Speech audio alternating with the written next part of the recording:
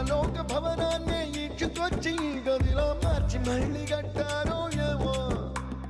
మాయజాలము తెలుసు, మంత్రగారడి తెలుసు, రెంటి కన్న ఇది ఇంకోటేమో.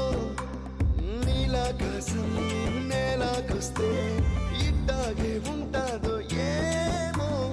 ఈ సంతోషం